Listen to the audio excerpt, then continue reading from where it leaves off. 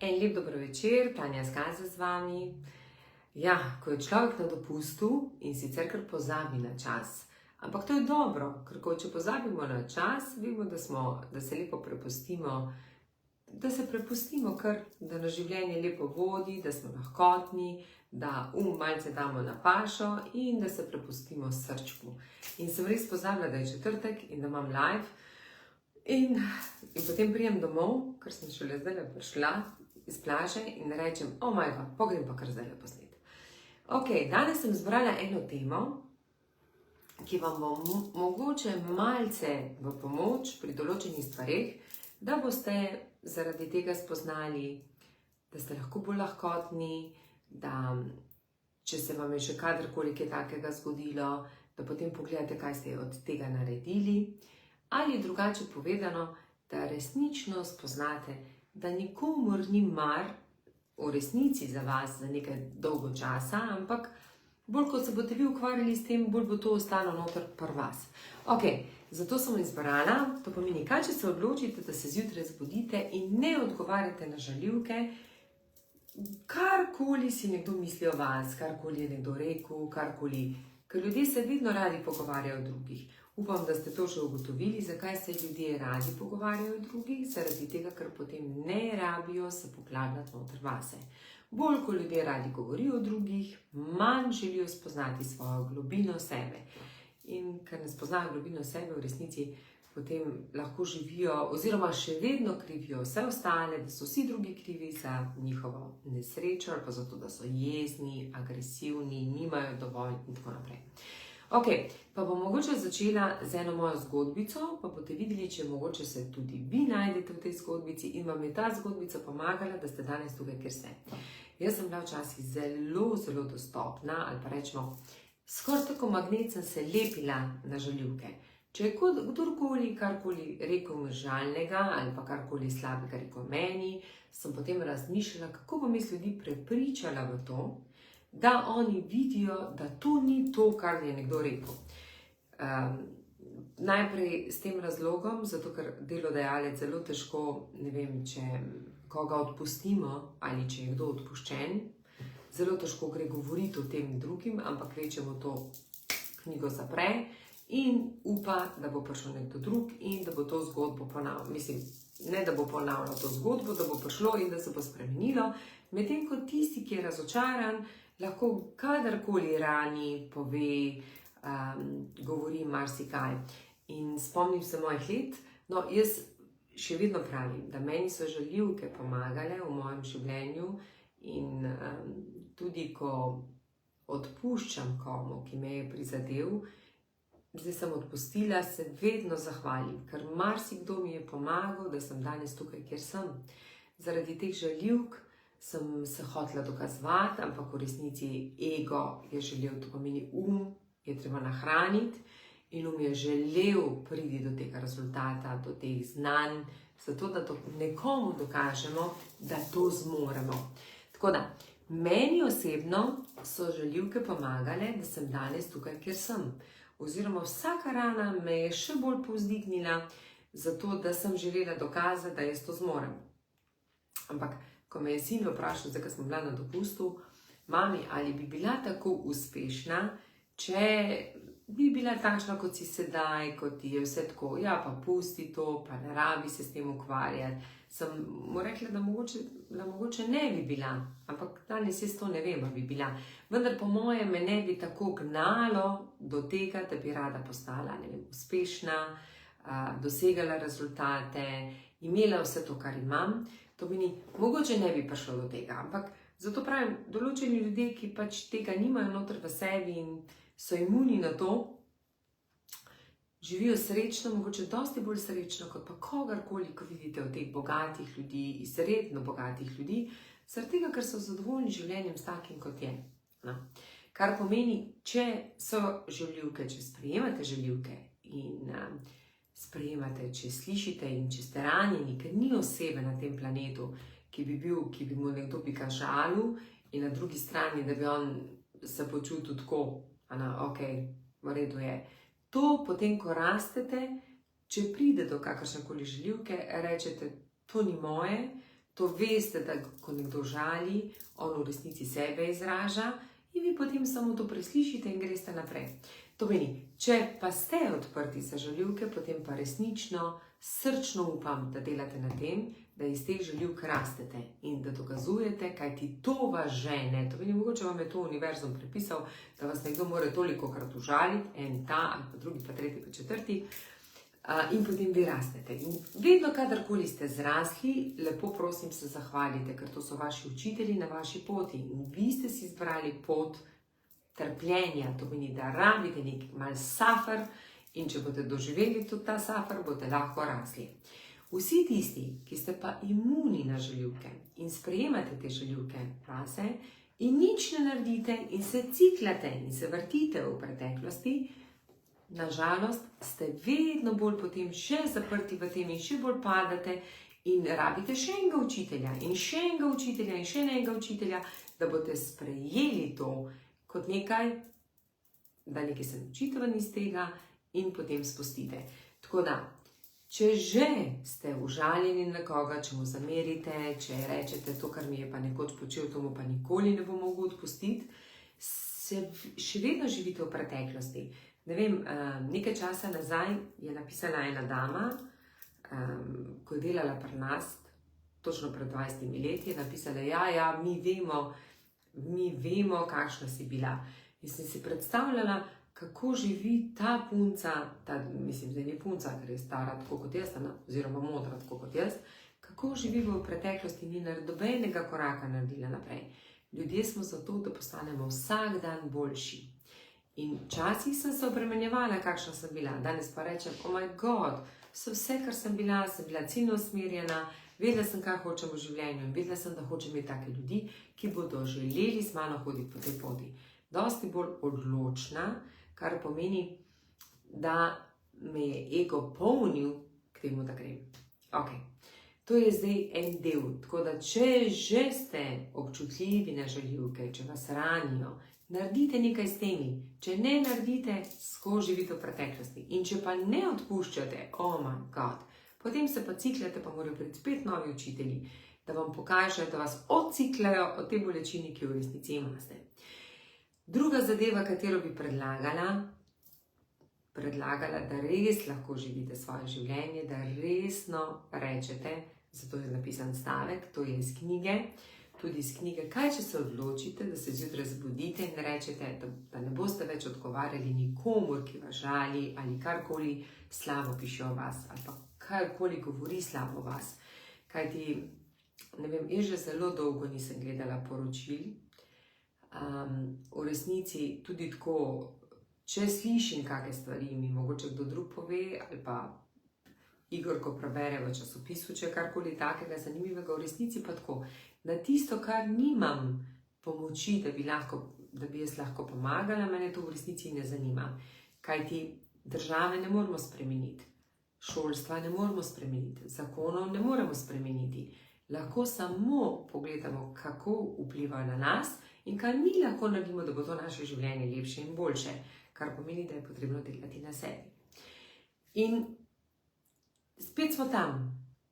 Potrebno je začeti delati na sebi. In življenje, če se ciklate v nekem vzorcu, da niste srečni, da ste jezni, agresivni, da čutite, da se skozi, pa spet se mi to dogaja, ja, absolutno je pomembno nekaj na tem narediti, zaradi tega, ker ste skozi v istem vrteljaku. In zato je dobro, da rečete, zdaj pa moram malo pogledati v globino.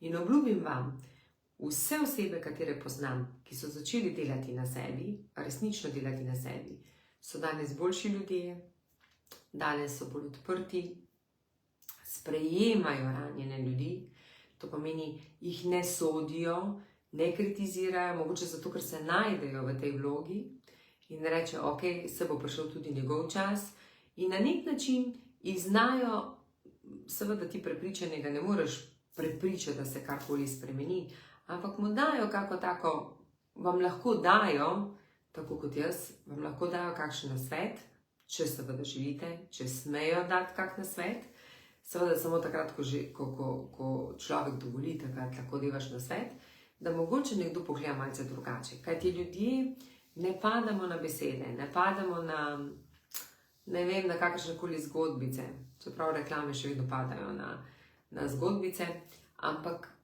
mi začutimo energijo pri nekom in predvsem čutimo, če je z rezultati pokazal to, kar živi, to, kar govori, ali to živi. Tako da, če se za to odločite, boste videli, kako vam bo življenje bolj enostavno, ko boste rekli, lepo se bom prepustil, živel, začel bom brskati malce po sebi. Seveda to zdaj ne pomeni, da morate v enem letu vse odkriti. Jaz že cirka zdaj,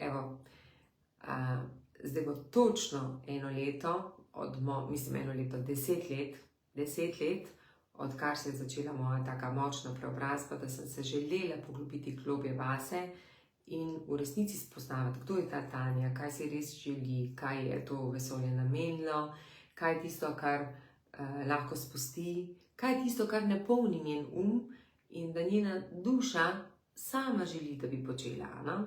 In vedno si zapomnite, da mi imamo in naše srce, našo dušo.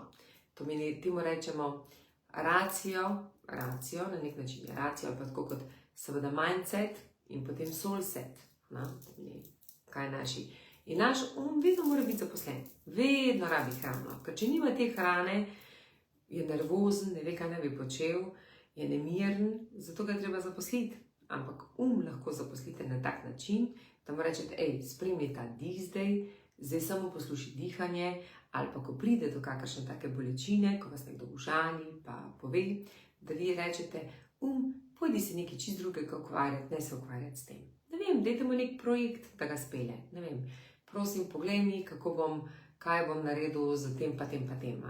To meni spustite da se ne ukvarja s tem in da se ukvarja z ničim drugega, ker je konstantno mora biti zaposlen. To je tako kot 24 ur. Jaz se včasih hecam, pa rečem Igorju, to je tako naši stroji, ki morajo skozi delati. In potem, če se ustavijo, ne vejo, kaj se dogaja, ker ga je treba, ko ga zalaufaš, ko ga ponovno zaštekaš, rabi 2 uri, da se prebudi. Isto tako je z umom. Greste spat in zdaj, če veliko sanjate, spet polnete spet ga polnemo, to pomeni, se ne znamo odklopiti. Ampak zdaj bom spet zašla, ker bi pa šla potem spet globje in globje. To pomeni, ko se odločite, da rečete stop, ne bom več slišal žaljivk, dejansko pridete do tega, da v resnici se ne spoznate. No in še tretjo zadevo, katero sem napisala, predvsem se tudi osvobodite primer. En primer vam bom dala. Če jaz zdaj vam rečem, plastično, zato je to najboljše. Vsak razume stavek drugače. Če rečem, kako je naša Slovenija lepa. Nekdo se bo temu posmehoval, nekdo bo mislil, da sem govorila o tem, da je lepa, ker imamo in morje, in gore, in čudovita mesta, veliko zelenja. Nekdo bo razumel, ko rečemo lepa, da je mir, da nimamo vojn, da je vse tako, da je čudovito, da so krasni ljudje. Vsak stavek razume drugače. In vsak ga razume tako, kot je takrat njegovo razpoloženje. To pomeni, če vam rečem, čudoviti ste, če ste vi slabe volje, boste vi ta stavek slišali, pa dej nehi, kaj se spet hecaš, kaj me spet gor dol. Če ste vi čudovite volje, se boste nasmejali in se boste počutili blaženo. Če ste vi dvomljivi, to meni, da vse dvomite, boste spet iskali, naprimer, kako si čudovita, boste iskali, kaj je videla pri meni, da mi nekaj manjka in tako naprej. Kaj to pomeni? Če se osvobodite misli drugih, začnete živeti svoje življenje in res živite svoje življenje. Mislim, meni je tako lepo, ker se počutim krasno, tako se počutim, ko sem z ljudmi, kot da sem to, kdor so oni, nimam se za kaj več, nimam se za kaj manj, nimam se ne eno, ne drugo, ampak uživam tako, kot mi paše. Grem na plažo, grem jaz tam, ko mi paše, družim se s tistimi, ki mi pašejo, kar pomeni, da se osvobodim vsega, kar bi bilo dobro za druge, pa ni dobro zame. Ja. Kaj je tisto, kar bi Seveda se to ne da povedati v 3 stavkih, ni nikjer instant receptov, res jih ni. Ali pa, kakšen je mož, takšen je mož, mislim, ne bom spet zašla. Kakšna je žena, kakšen je mož. Jaz tako, če moji dragi Evici rečem, pa imam mojega sina, pa rečem, Evi, kako si boš zdaj naredila, tako boš imela. Ker vedno je tako, ko ljudje spoznavajo, ko hočemo biti iskreni, ko hočemo biti brez maske, si dovolimo biti to, kdor smo. Zato, ker preko na človek spozna, ni šokiran ali presenečen na tem, ko potem spozna nekaj drugega. Ampak vmes pa isto rastete. Zato si dovolite biti to, kdor ste. In predvsem, kar bodite, kar je najbolj pomembno, ne glede, v kateri družbi ste, to opažam. Ko se hočemo družbi prilagajati, zakaj? Vse to je bilo tudi pri meni. Ko sem se družila z Ljubljančani, sem že kar malo potegnila na Ljubljansko. Ko sem se družila s Primorci, sem malo potegnila na Primorsko. Ko je nekdo rekel, wow, meni se ful to dela, jaz sem tudi bila takoj za to. Ko je na drugi strani rekel, meni pa to, pa sem bila takoj za to. Zdaj pa dejansko slišim sebe. Kaj mi paše, na kak način mi odgovarja. To pomeni, če bi oni šli ven, jaz ne bi šla ven, brala knjigo, pa bi gledala nek film. Če oni reče, mi pa ne bi šli na plažo, spračujem, vse je super, krasno, vi ne id na plažo, jaz grem odplavati, pa se pol vidimo, ko pridem. Pomeni, začnete poslušati sebe in ko začnete poslušati sebe, vam je življenje dosti lepše in lažje. Seveda, za spremembo, da jo pa začnete delati, si pa zapomnite, zelo težko je delati v istem okolju z istimi ljudmi. Če že delate v istem okolju z istimi ljudmi, je pomembno, da se od teh ljudi malce odmaknete, zaradi tega, da boste lahko v resnici spoznali, kaj je vaše in kaj ni vaše. Zakaj? Ker mi že kot majhni, kot otroci, ko smo se rodili, smo vodeni. Vodeni smo od naših staršev, od vzgojiteljev, od okolice in potem konstantno smo vodeni do čisto vseh. In pol v resnici ne vemo, kdo smo. In če želite vedeti, kdo ste, je res pomembno, da se malce umaknete in spoznate sebe. Kdo je v resnici ta oseba, ki me sedaj gleda? Vsem stavek se vprašajte, kdo sem in kaj si sploh želim? Kaj me osrečuje? Kaj je tisto, za kar moja duša je vesela, hrepeni in kaj je tisto, kar počnem samo zato, da delam. Koliko je ura, koliko časa že govorim. Mogoče še ena stvar, ki mi je bila tako čudovita, ena zgodbica. Oh my god, to zgodbico vam moram povedati. V tem 1 mesecu in pol sem prebrala 6 knjig, ampak da ne bo pomote, prebrala sem vse knjige, stare knjige, to meni stare knjige sem vzela ven in se rekla, da jih še enkrat preberem, vedno je fajn knjigo 2-3 prebrati, zato da sploh vidite, kako zdaj sprejemate knjigo, ne vem, po 2-3 letih, po 5 letih, ali berete knjigo, oziroma ali ko berete knjigo, vidite to ali pa razmišljate o tej knjigi čisto drugače, kot pa prvič, ko ste jo prebrali. No in Jorge Bucay je napisal v tistih knjigah, v njegovih knjigicah in sem jo spet vzela, to je o modrosti. In jaz sem to knjigo imela in ta knjigo sem nekomu podarila, tako da zdaj, ko podarjam knjige, podarjam novo knjigo, kupim knjigo pa jo podarim, ker če ne pa ne vem, komu sem jo podarila in pa tudi ne moram sprašvati. Ok, zgodbica. Zelo dobra. Dvorni norček je užalil, se ne vem, bilo boljše ta ali boljše druga. Boljše o želvici. O želvici, to boste videli. Želvica je na vsak način želela leteti. Enkrat je rekla, kako bi bilo lepo, ko bi poletela in videla, kako se vidi naša zemlja od zgora na vzdolj. Seveda jaz zdaj ne morem čisto jo recitirati, ampak bom povedala s svojimi besedami. In 2 ptiča, ki sta bila njena prijatelja, sta rekla, sta ji uresničila željo. Šla sta po palico in sta rekla želvici, želva, primi to palico, močno jo stisni z zobmi in te bomo midva dvignila visoko, visoko v nebo in boš lahko pogledala. In seveda je želvici to uspelo. Dvignila sta želvo in želva je občudovala in vse živali so jo občudovale. Le kako je čudovita želva, vse. One so mahale, kazale so, da sta pač ptiča tista, ki sta to naredila za njo. Vse je bilo čudovito, dokler ni prišla do svojega gnezda. To ni tam, kjer so bile želve, to je letela čez želve. In želve so jo kritizirale, kako je nevljudna, kako je mogoče, zdaj sem že pozabila, vse slabo so govorili o njej, kako muči prijatelje in gor dol, ampak želvica je mogla imeti zaprta usta, da je lahko držala palico in ni mogla govoriti. In želvica ni več držala teh žaljivk in kaj se je zgodilo? Odprla je usta in je padla na tla. Polomila svojo hiško in še danes ubogljena, slabotna, ubogljena, hodi po svetu z zlomljeno hiško. Nauk te zgodbe bi bil: marsikdo bo imel kje povedati za vas, ampak vi najbolje veste, kdo ste. Nihče drug ne more vedeti vašo resnico, kot jo veste vi.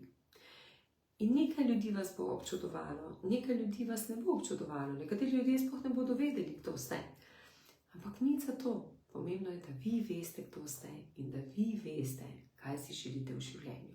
Tako da, en krasen vikend vam želim, imejte se lepo, uživajte kjerkoli ste, danes je praznik, jutri ste po mojem boste še ostali na dopustih ali pa kjerkoli boste, samo spomnite se to, da je pomembno živeti za vsak trenutek, da ne boste mislili, to ni enostavno, seveda da ne. Tudi jaz se učim, še vedno se učim, živeti tukaj in zdaj in živeti za ta trenutek. Ko plavam, si vedno rečem, oh my God, kako mi je čudovito v tem čudovitem morju. To meni, ko hodim zjutraj, ko sem na kolesu, ko meditiram, poskušam biti tukaj in zdaj. Seveda mi cel dan ne uspe, pa me misli odnesejo sem pa tja, pa gor, pa dol, pa kako jutri, ali pa ko vprašam že, kaj imamo v planu. Če ga nismo prej naredili, sem že takoj spet v umu, ker hoče biti nahranjen. Tako da poskušajte živeti sebe. Čim bolj poslušajte sebe in vam garantiram, da bo svet lepši. In še prišli bojo takšni ljudje, ki vas bodo osrečevali, ki boste skupaj lahko rasli in se učili eno drugega.